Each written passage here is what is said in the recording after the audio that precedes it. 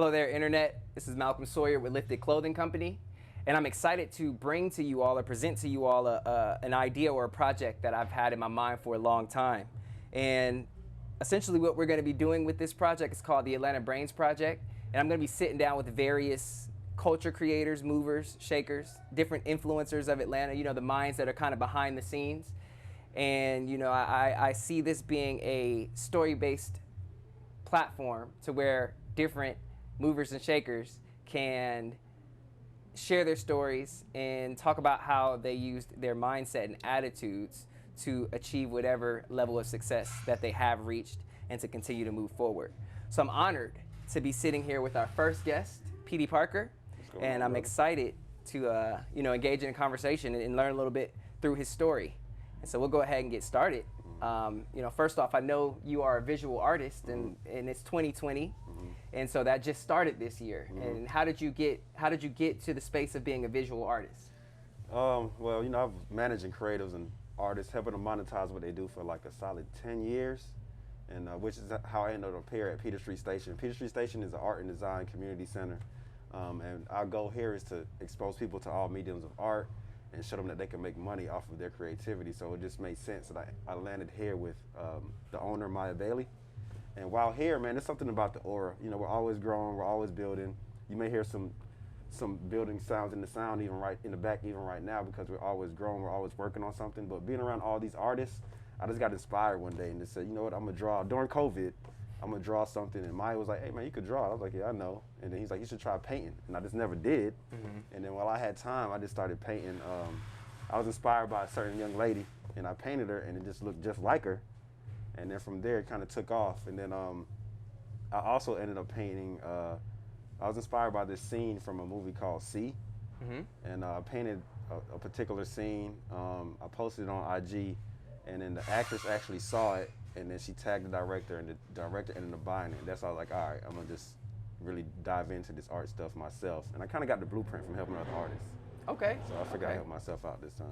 Man, that's really tight. And the fact that Maya Bailey, who's a really remarkable and well-known artist, told you that you can draw, I would definitely be like, well, yeah, I might as well. Yeah, I was like, yeah, I'm doing that. Yeah, yeah. And so you mentioned that you have managed other artists. I'm curious, are these other artists from Atlanta that we may know? Who are some of those artists? Yeah, the first one I started managing was Paper Frank. He was actually Maya's apprentice initially. So I was managing Frank. He took off.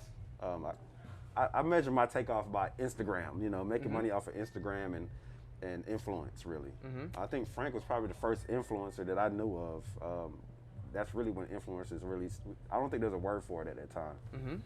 And then I started managing a photographer. At the time, he was going by Evan 5PS. Now he goes by Evan Ramth. Okay. And he's at like 150 something K on IG. So mind you, all the artists that I've managed started at like 3K. Okay. And now I think Frank is almost at 90K. Evan is at 150K. Then I started managing a designer by the name of Zeus. Okay. I don't know if you ever saw the shirts that say Trap on it. Okay, Zeus Trap. Yeah, I managed him early in his career, and one of his business partners at the time, who was Stevie Pettis. Okay. And I've been with Stevie Pettis ever since, and we've done like Super Bowl, like a lot of different things together. That's my ace right there. Wow. Yeah. Wow. So it sounds like you've been kind of behind the scenes on a lot of Atlanta, you know, reputable Atlanta natives and creatives. Oh, yeah, so that's really interesting to have that hand-on experience and to play a part in their elevation. And so I'm curious, like, what things did you learn from helping them elevate that is helping you kind of gain status and influence as your own visual artist? I mean, the whole time I was sitting back watching, not realizing I was really soaking up a lot of skills subconsciously. Even with the painting and strategically how I put my stuff out, I saw what worked, what failed. Okay. There's a lot of different marketing tactics that I couldn't use with them that I could use with myself. That I didn't want to outshine them in any way by doing certain things, so now I could use it for myself. But honestly, man, it's about patience, bro. Patience. Yeah. Patience. That's the key. That's the main word. Patience and manifesting stuff. Yeah. That's interesting, because I've been speaking, you know, just to various people, various leaders and other people about kind of failing, right? And it's interesting because you mentioned failing. And so I really feel like to kind of push through and really see and achieve success, there's a certain amount of patience and perseverance that you need. And it's almost like at a certain point, you're not even really looking to succeed, or you're not even really focused on the outcome. You're more so focused on the process, and during that process, you become who you need to be to sustain whatever the outcome is. Yeah, You know I don't what I'm think saying? you won't get it if you're not ready for it. True. Because you'll lose it if you do get it early. So I think a lot of times with me this year, I manifested everything I wanted, honestly, man. I really, because of this year, I believe in manifestation. Wow. But because I've been manifesting so many things, I get impatient knowing I'm going to get this when I'm going to get it. Yeah. But since I know I'm going to get it at some point, I sometimes want it now, but I'm not ready for it. So I'm trying to really train myself to just be patient, a lot more patient, so I could be ready to receive what I need to, you know. I like what I know that. is mine, really. I like that. I think about when I hear about train yourself to be patient, I think about Mr. Miyagi and the wax on and wax off. You know what I'm saying? Like, he's really wanting to learn how to defend himself, and he's wanting to know when he's going to fight. But Mr. Miyagi is insistent, just focus on right now. Focus on the wax on, wax off. Facts. What are some of the things that you're doing in the meantime? You know, while you're waiting for that large manifestation. Man, I just got to keep painting. I got ideas in my head that I'm working on slowly. I'm trying to transition out of. My bread and butter was web development, hence the mask and the name and all that stuff. Okay, I was gonna ask about web that. slanger, you know. Okay, I like that. That was my bread and butter, but I'm trying to transition out of that. I'm tired of sitting in front of a computer and all that stuff, so I'm finishing everything I got to do with these last clients as far as web design, and at the same time, I'm painting as much as I can. Like I got, in the last 2 months, I have over 8 commissions. Wow. So luckily, I'm getting paid to learn, you know? Yeah. So I just got to keep painting. And it's really like coding. The more I code, the more I learn. I'm deciphering stuff, and the same with painting. You learn more every time. So as long as I keep painting, I know that big situation is gonna come along with me, you know, working on these smaller ones, you know. So. Okay, no, that makes a lot of sense. It almost is like, I believe that's Malcolm Gladwell in The Outliers, where he talks about that 10,000 hours. Yes, sir. And so even if you think about all of the work that you've done with Frank and all of the work that you've done with Zeus, all of that goes into your 10,000 hours. And that last piece is just gaining the skill or sharpening the skill of painting. And then once all of those come together, you know, the preparation meets opportunity. And it, honestly, you, in my opinion, you already out of here. I can see it for you. I can see it for you. And that's why I'm excited to be sitting here and speaking with you. Now, I know, you know, we spoke before, and you just kind of told me about how you were in college and how you like to read, how you liked to read back then. Are there any books that you can think of in your mind, you know, that you read back then that you still are kind of applying some of the skills in things now? Yeah, that book was more so like a reminder. I used to read 48 Laws of Power. Okay. I think it can be kind of devil-driven a little bit too, or selfish. So it kind of helped me to see, oh, I'm already doing certain things. Not the bad things, of course. But some of the bad things I was doing, and I think there is some bad things in that book. Don't get me wrong, but there is a lot of learning points and a lot of ways to train your brain when it comes to situation and being persuasive and just how to like move. So I always, I actually got to go read that again because I'm curious to see how I would take that in right now. Yeah. So I do recommend 48 Laws of Power. And I got to be honest, with all these books in here, you would think I'd be an avid book reader. So I haven't really took the opportunity to dive into any of these books like I need to, but I will be for sure. Well, no, I mean, it sounds like you're spending your time painting. You're actually working on your craft. And at this time, that may be more valuable. You know what I'm saying? Because you're trying to get that 10,000 hours with that. Right. And I mean, if anything, you could probably listen to some books while you're painting or yeah, something. And we got visual books and photography books in here too. So I'm really into those right now, you know? Yeah. No, that's tight. And 48 Laws of Power, man, I like that you brought that book up because I have heard, you know, different things about some of the insights or some of the things being shared in there being evil, but I think it's all in a matter of how you apply the information. Facts, yeah. And what your intention is behind applying some of the information. I agree. And that really goes with anything. It really starts with your intention. And so with that said, I mean, it's the end of 2020 and you just started painting this year. What are some of your goals and intentions for next year, 2021? Well, I haven't announced it yet, but I'll be having a show here March 5th. Okay. They blessed Maya, said I could have my own show, and Maya curates our gallery back here. Okay. This gallery, the first show in this gallery was by an artist named Wack, Kevin Williams. He's like one of the #1 black selling artists alive. You ever seen like the paintings in grandmother's house where it's like a black woman chiseling out a black man out of stone.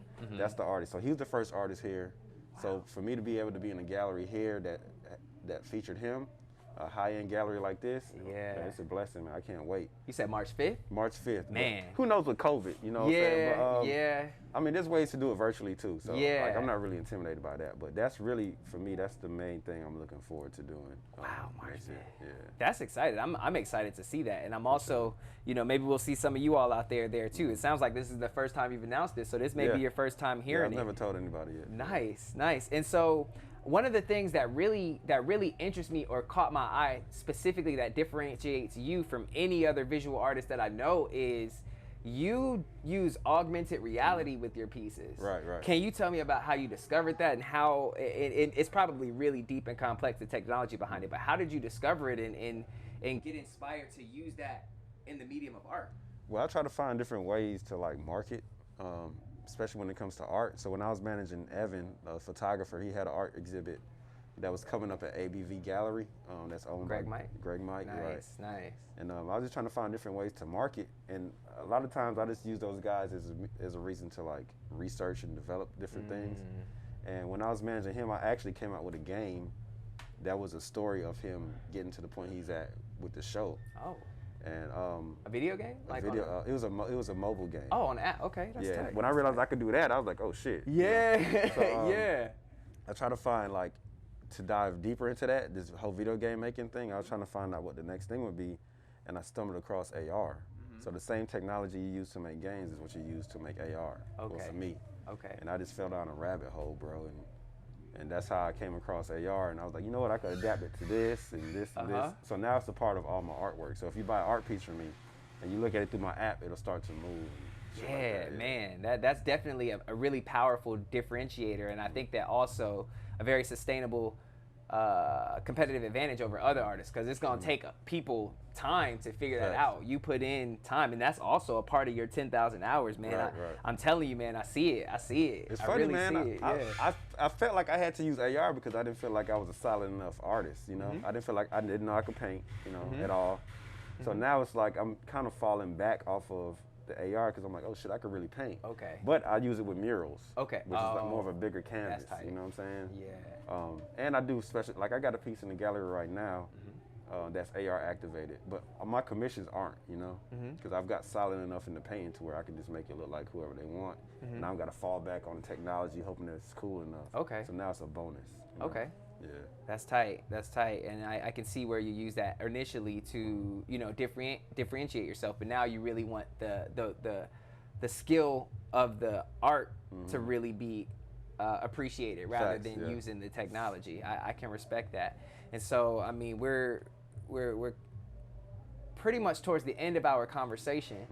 But before we go, I'm curious to know, you know, it sounds like you have a lot going on and you've always kind of been, it sounds like, curious as well.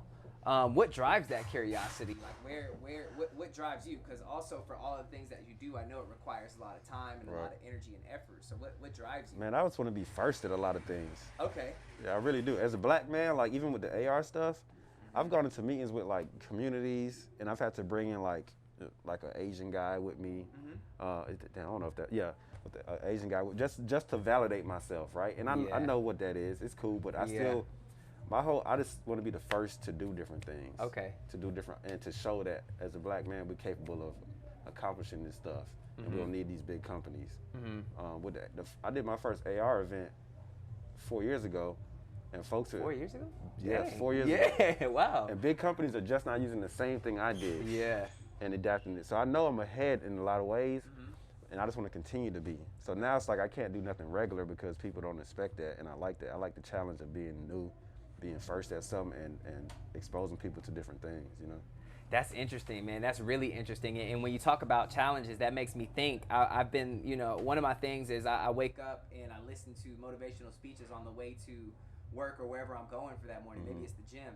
And I was listening to a motivational speaker named Jim Rohn. And one of the things that's been sticking with me is the fact that you know, he puts big goals in front of himself that he knows that he's not presently capable of filling, but he understands that in the process of attaining those goals, he's gonna grow, right? That's and hard. Understands the discomfort that comes with it, but knows that the discomfort is going to be validated by the dope. person who you become. That's dope. Yeah, so that's tight that you not only, because a lot of people with that pressure of wanting to be the 1st may let that get to them, and it becomes too much, and then, you know, it could be overwhelming, but it's tight that you use that to drive you through. Oh yeah, man. You got to send me a link to that, Okay. to that too, please. Yeah, I'll send that to you. Yeah, I'll send it to you. And I mean, so we wrapping up here, but as our first, you know, Atlanta Brains guest, I was just about to ask. I have a gift here for you. So we got the Atlanta Brains bracelet, Yes, sir. and then the Atlanta Brains T-shirt here for you. All right, cool. You know, I got to look out the right side because this mask is. Oh, fair. No, but thanks, bro. I appreciate it. Yeah, man. Thank you. Thanks for joining us. Thanks for sharing the insights with our audience here.